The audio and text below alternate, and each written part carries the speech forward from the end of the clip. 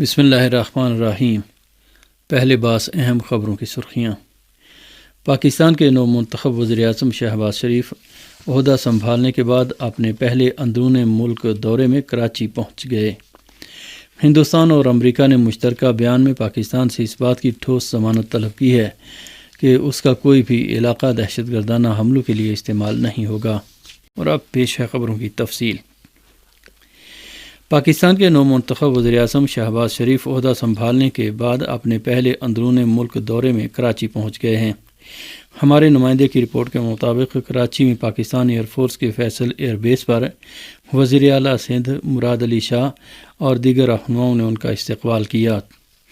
Report کے مطابق پاکستان کے نو منتخب وزیر اعظم شہباز شریف کراچی پہنچنے کے بعد پہلے ہیلی کاپٹر کے ذریعے بانی پاکستان محمد علی جناح کے مزار پہنچے، وہاں حاضری دی اور فاتحہ خوانی کی۔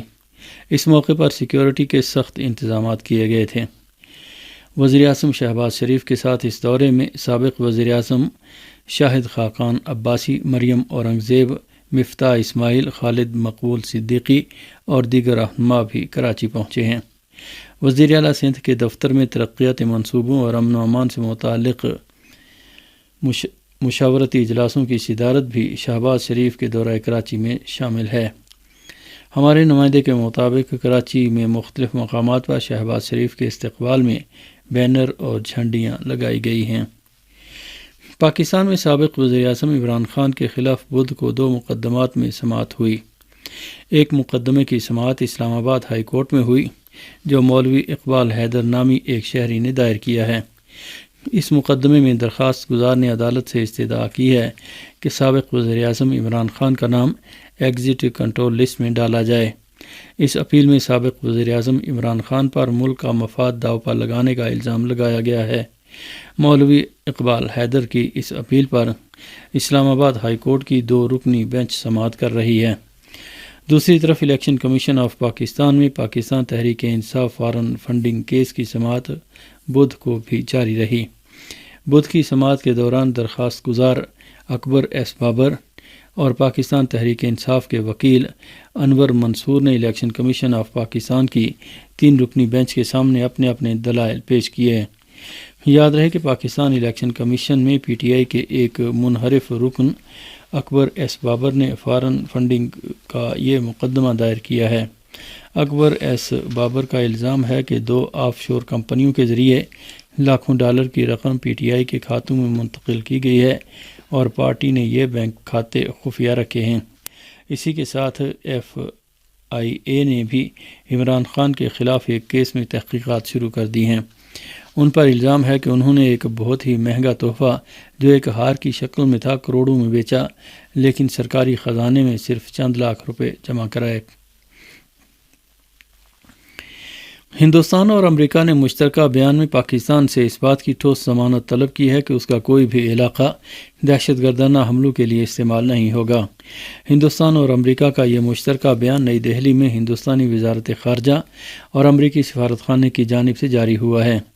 رپورٹ کے مطابق ہندوستان اور امریکہ کا یہ مشترکہ بیان دونوں ملکوں کے درمیان 2+2 ڈائلاگ کے ایک حصے کے طور پر جاری کیا گیا ہے، جو منگل کو واشنگٹن ڈی سی میں اختتام پذیر ہوا۔ اس موقع پر ہندوستان کے وزیر خارجہ ایس جے شنکر اور وزیر دفاع راج ناتھ سنگھ نے امریکی وزیر خارجہ انتھونی بلنکن اور وزیر دفاع لائیڈ آسٹن سے ملاقاتیں کیں۔ اجلاس کے بعد جاری ہونے والے دونوں ملکوں کے مشترکہ بیان میں کہا گیا ہے کہ ہندوستان دہشت گرد پراکسی فورس کے استعمال اور ہر قسم کی سرحد پار دہشت گردی کی مذمت کرتا ہے اور 26/11 کے ممبئی اور اس کے بعد پٹھان کوٹ حملوں کے ذمہ داروں کو انصاف کے کٹہرے میں لائے جانے کا مطالبہ کرتا ہے۔ ہندوستان دونوں حملوں کے لیے پاکستان کو جواب دہ قرار دیتا ہے، لیکن پاکستان نے ہمیشہ ہر قسم کے دہشت گردانہ حملوں سے اظہار برات کیا ہے۔ افغانستان کے دارالحکومت کابل میں ایران کے سفارت خانے کے سامنے فتنے کی مخالفت میں ایک بڑا عوامی اجتماع کیا گیا، جس میں شرپسندوں کی مخالفت اور اتحاد کی حمایت اور ایران و افغان برادرانہ رشتوں کے حق میں نعرے لگائے گئے۔ ایران پریس کی رپورٹ کے مطابق یہ اجتماع بدھ کی صبح مختلف افغان جماعتوں اور عوامی تنظیموں کی کال پر کابل کے عوام کی وسیع پیمانے پر شرکت سے کیا گیا۔ اس موقع پر اجتماع کرنے والوں نے ایران اور افغانستان کی قوموں میں دوستی کی علامت کے طور پر اپنے ہاتھوں میں گلدستے بھی اٹھا رکھے تھے۔ اجتماع کے بعد شرکاء نے ایران پریس سے اپنی گفتگو میں ایران اور افغانستان کی اقوام کے دشمنوں کی سازشوں کے مقابلے میں ہوشیاری کی ضرورت پر زور دیا۔ یاد رہے کہ ایران اور افغانستان کے تعلقات کے مخالف کچھ بدخواہ عناصر نے دشمنوں کی سازشوں اور سوشل میڈیا کی جھوٹی تصاویر سے متاثر ہو کر پیر کے روز کابل میں ایران کے سفارت خانے اور ہرات میں ایران کے قونصل خانے کے سامنے اجتماع کیا اور پتھراؤ کر دیا۔ ان عناصر نے ہرات میں ایران کے قونصل خانے پر حملہ کرنے کے علاوہ ٹائر بھی جلائے اور قونصل خانے کی عمارت پر لگے کیمرے توڑ دیے۔ میڈیا ذرائع نے غرب اردن میں صہیونی فوجیوں اور فلسطینیوں کے درمیان جھڑپوں کا سلسلہ جاری رہنے کی خبر دی ہے، جس کے نتیجے میں ایک فلسطینی شہید اور درجنوں زخمی ہو گئے ہیں، جبکہ کچھ کو گرفتار کر لیا گیا ہے۔ فلسطین الیوم کی رپورٹ کے مطابق صہیونی فوجی نے بدھ کو غرب اردن کے شہر نابلس پر حملہ کر کے ایک فلسطینی نوجوان کو شہید اور 31 کو شدید زخمی کر دیا ہے۔ اسی طرح شہر الخلیل میں صہیونی فوجیوں نے فائرنگ کی اور آنسو گیس کے گولے داغے، جس کے نتیجے میں 2 فلسطینی گولیوں سے زخمی ہو گئے۔ جنوبی بیت لحم میں واقع کالونی الخیزر میں بھی مسلسل 3 راتوں سے فلسطینی نوجوانوں اور غاصب صہیونی حکومت کے فوجیوں کے درمیان جھڑپیں ہو رہی ہیں۔ اس رپورٹ کے مطابق شمالی الخلیل میں واقع بیت امر کالونی میں فلسطینیوں نے جنین کیمپ کی حمایت میں مظاہرے کیے۔ صہیونی فوجی نے مظاہرین پر حملہ کر کے کئی فلسطینیوں کو سخت زخمی کر دیا۔ دراصل فلسطینی استقامتی گروہوں نے ایک بیان میں مختلف علاقوں خاص طور سے جنین میں فلسطینی عوام کی استقامت کی قدردانی کی۔ استقامتی گروہوں کے بیان میں کہا گیا ہے کہ جنین کے عوام کا انقلاب صہیونی حکومت کی جارحیت اور زور زبردستی کا مقابلہ کرنے کے لیے ہے، اور ابھی حال ہی میں شہید ہونے والے فلسطینیوں کا خون رائے گا نہیں جائے گا۔ اس بیان میں کہا گیا ہے کہ فلسطینی عوام کا قتل عام نہایت بے حسی اور بے دردی سے کیا جا رہا ہے، اور یہ ایسا جرم ہے جسے صہیونی حکومت کے فوجی ہر روز انجام دے رہے ہیں۔ تاہم صہیونی حکومت کے خلاف ہر میدان میں کارروائی تیز کر کے اس کا جواب دیا جائے گا۔ استقامتی فلسطینی گروہوں نے بعض اسلامی اور عرب حکومتوں نیز نام نہاد فلسطینی انتظامیہ کی جانب سے مقبوضہ فلسطین میں شہادت پسندانہ کارروائیوں کی مذمت کو یکسر مسترد کر دیا ہے، اور اعلان کیا ہے کہ اس طرح کے موقف سے مسلم امہ اور مسلم حکومتوں کے عزم و ارادے کی عکاسی نہیں ہوتی۔ اس درمیان اسلامی مزاحمتی تحریک حماس نے بدھ کو ایک بیان جاری کر کے اعلان کیا کہ غاصب صہیونیوں کو قبلہ اول مسجد الاقصی کی بے حرمتی کے نتائج کی بابت سخت انتباہ دیا۔ قدس کی غاصب صہیونی حکومت کے فوجی انسانیت سوز جرائم کے ساتھ ہی ماہ مبارک رمضان کے آغاز سے ہی مقبوضہ بیت المقدس اور غرب اردن کے شہروں اور دیہی علاقوں سے بڑے پیمانے پر فلسطینیوں کو گرفتار کر رہے ہیں۔ جارح سعودی اتحاد کی جانب سے یمن میں جنگ بندی کی خلاف ورزی کا سلسلہ جاری ہے۔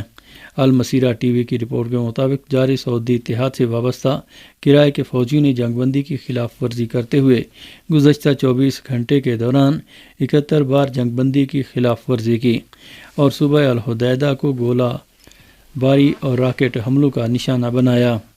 دراصل یمن کی اعلیٰ سیاسی کونسل کے سربراہ مہدی المشات نے یمن کے امور میں اقوام متحدہ کے منصوب ہانس برگ سے ملاقات میں کہا ہے کہ ہم چاہتے ہیں کہ اقوام متحدہ کا نمائندہ اور اس کی ٹیم جنگ بندی کو کامیاب بنانے کے لیے سمجھوتے کے مطابق عمل کرنے کی کوشش کرے۔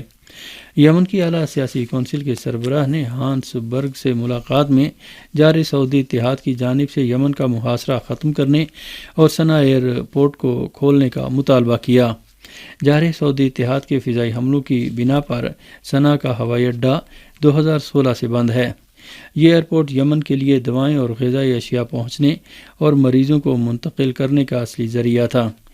یمن کی اعلیٰ سیاسی کونسل کے سربراہ مہدی المشات نے اس ملاقات میں کہا کہ ہزاروں یمنی مریض صنعا ایئرپورٹ کھولے جانے کا انتظار کر رہے ہیں تاکہ علاج کے لیے بیرون ملک جا سکیں۔ سری لنکا میں سخت مالی بحران کے باعث اس ملک کے عوام ہندوستان میں پناہ لے رہے ہیں۔ ہمارے نمائندے کی رپورٹ کے مطابق سری لنکا میں غذائی اشیاء اور بنیادی ضرورت کی چیزوں کی شدید قلت کے باعث لوگ اپنا مال اسباب بیچ کر ہندوستان جا رہے ہیں۔ سری لنکا کے شہریوں کا کہنا ہے کہ وہ سفر کے اخراجات کے لیے اپنا گھر بار بیچنے پر مجبور ہیں۔ ہندوستانی حکام نے سری لنکن پناہ گزینوں کو تامل ناڈو میں ایک کیمپ میں رکھا ہے اور انہیں توقع ہے کہ مزید پناہ گزین ملک میں داخل ہوں گے۔ سیاحت سری لنکا کی معیشت کی ریڑھ کی ہڈی ہے اور زر مبادلہ کے حصول کا اصلی ذریعہ ہے، تاہم کورونا کے باعث اسے سخت نقصان پہنچا ہے۔ سری لنکا کو معاشی بحران کے باعث غذائی اشیاء، ایندھن اور بنیادی ضرورت کی چیزوں کی سخت کمی کا سامنا ہے۔ سری لنکا کے پاس ایندھن کی درآمد کے لیے زر مبادلہ کی کمی ہے، جس کے باعث بعض علاقوں کو مسلسل 13 گھنٹوں تک لوڈ شیڈنگ کا سامنا ہے۔ ملک میں معاشی بحران کے باعث گزشتہ ایک مہینے سے احتجاجی مظاہرے ہو رہے ہیں اور ہنگامی حالت کا اعلان کر دیا گیا ہے۔ امریکی وزارت خارجہ کے ترجمان نے کہا ہے کہ یوکرین کو فوجی امداد کی کھیپ مسلسل بھیجی جا رہی ہے تاکہ روس کا مقابلہ کرنے کے لیے یوکرین کی فوجی طاقت و توانائی کو مضبوط و مستحکم بنایا جا سکے۔ فارس خبر رساں ایجنسی کی رپورٹ کے مطابق امریکی وزارت خارجہ کے ترجمان نیڈ پرائس نے منگل کے روز اعلان کیا کہ روس کے ہر ٹینک کے مقابلے میں یوکرین کو 10 ٹینک شکن میزائل فراہم کیے جا رہے ہیں۔ امریکی وزارت خارجہ کے اس ترجمان نے دعویٰ کیا کہ روس کی جانب سے ماریو پول میں کیمیائی ہتھیاروں کے استعمال کے بارے میں مسلسل رپورٹیں مل رہی ہیں۔ دوسری جانب واشنگٹن میں روس کے سفارت خانے نے یوکرین میں روس کی جانب سے کیمیائی ہتھیاروں کے استعمال کے بارے میں کیے جانے والے امریکی دعووں کو مسترد کرتے ہوئے اعلان کیا ہے کہ امریکہ کے برخلاف روس کے پاس کیمیائی ہتھیار موجود نہیں ہیں اور اس نے 2017 میں اپنے سارے کیمیائی ہتھیار تلف کر دیے تھے۔ واشنگٹن میں روس کے سفارت خانے کی جانب سے جاری کیے جانے والے بیان میں کہا گیا ہے کہ روس کی وزارت دفاع کی تصدیق شدہ رپورٹوں میں بتایا گیا ہے کہ یوکرین کے انتہا پسند عناصر اشتعال انگیز اقدامات من جملہ کیمیائی ہتھیاروں کے استعمال کی تیاری کر رہے ہیں۔ خبریں ختم ہوئیں۔